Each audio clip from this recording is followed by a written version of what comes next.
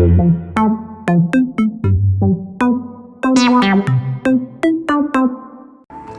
alaikum ji, it's me Madhur Islam, and today we will be talking about the second perspective.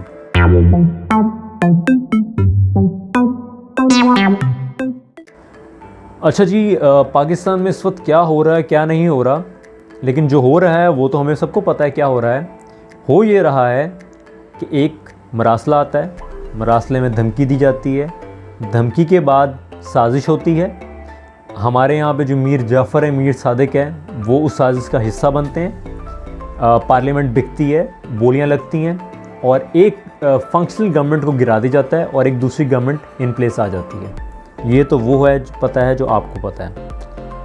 अब जो public sentiment बन रहा है वो क्या बन रहा है कि the neutrals remain neutral, neutrals neutral ही रह गए और उन्होंने उस साजिश को या उस मुदाखलत को रोकने में अपना किरदार अदा नहीं किया।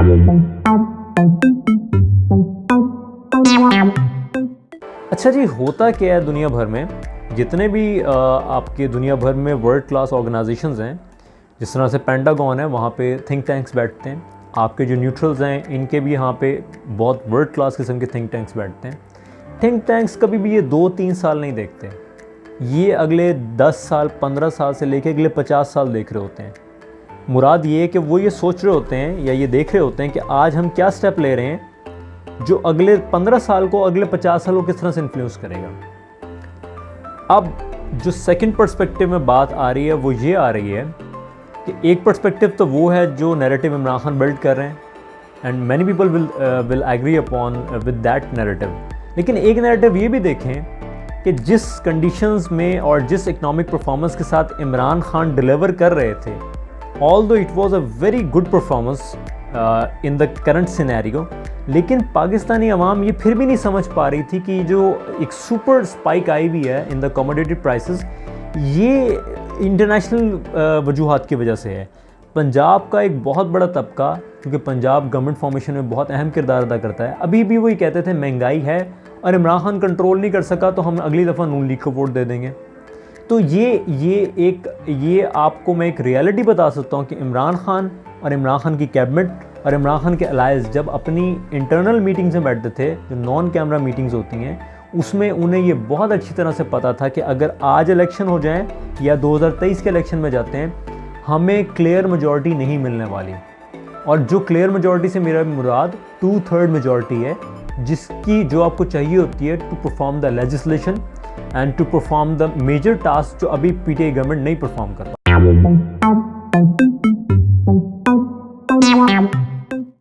तो अगर आप इसको इस तरह से देखें कि एक बाहर से मुदाखलत होती है, बाहर से धमकी होती है, फिर साजिश होती है और न्यूट्रल्स रह जाते हैं। इमरान खान की गवर्नमेंट चली जाती है, जो नई गवर्नमेंट आती है उससे सूरत हाल बिल्कुल भी संभाली नहीं जाती।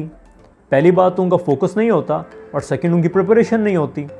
और थर्ड बात ये, क्योंकि वो 1 साल के लिए आ रही है, कोई भी इंटरनेशनल फंडिंग प्रोवाइडेड जो इदारा होता है वो उनको फंड्स प्रोवाइड करने के लिए तैयार नहीं है, because they at least require a fresh government जो उनके साथ 5 साल के लिए प्लेज कर सके। और उन्हें पता है कि गवर्नमेंट एक वोट की मार है और वो उसके साथ किसी किस्म की भी फाइनेंशियल डिस्कशंस करने में इंटरेस्टेड नहीं होते।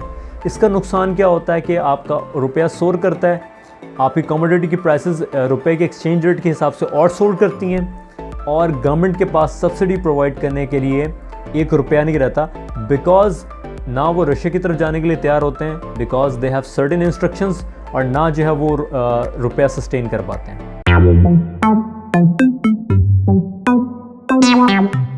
अब इस सारी सिचुएशन में अगर आप देखें तो कौन बुरा बन रहा है? सबसे पहले जो अलायंस हैं, जो पीडीएम की सूरत में मिलकर गवर्नमेंट फॉर्म की है, सबसे ज़्यादा वो बुरे बन रहे हैं और बनना भी चाहिए। I am not giving in the favour कि वो बुरा नहीं बनना चाहिए, वो बुरे हैं और बुरा बनना भी चाहिए। सेकंड पे सबसे ज़्यादा गालियाँ किसको पड़ रही हैं? न्यूट्रल्स को पड़ रही हैं जी। They have remain neutral and because of their neutrality ये लोग पावर में आ गए। लेकिन आप ये देखें कि अगर आज इलेक्शन होता है या 2023 में इलेक्शन होता है, who would be the biggest winner? इसमें सबसे बड़ा जीतने वाला कौन होगा? इमरान खान। अगर ये साजिश ना होती, अगर ये पीडीएम की गवर्नमेंट ना आती, क्या इमरान खान 2/3 मेजॉरिटी ले सकता था? कभी भी नहीं ले सकता था।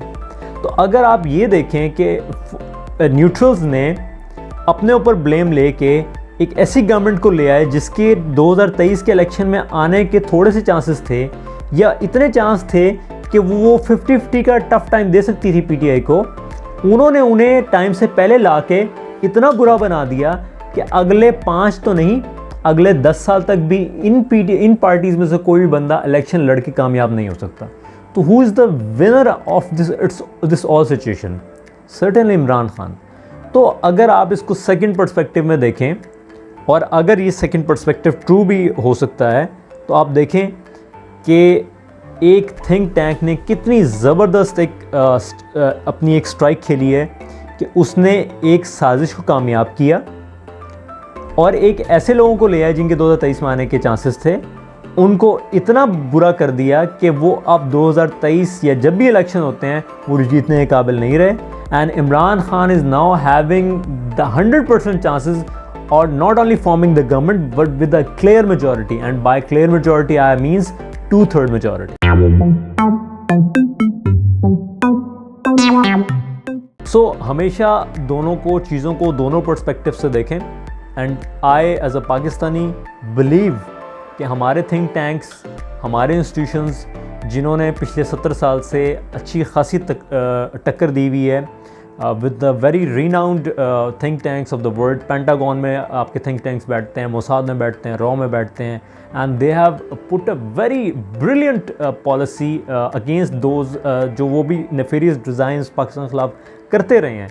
तो आप कैसे सोच सकते हैं कि एकदम उन्होंने एक ऐसी गलत शॉट खेलेंगे कि सारा बना बनाया खेल बिगड़ जाएगा?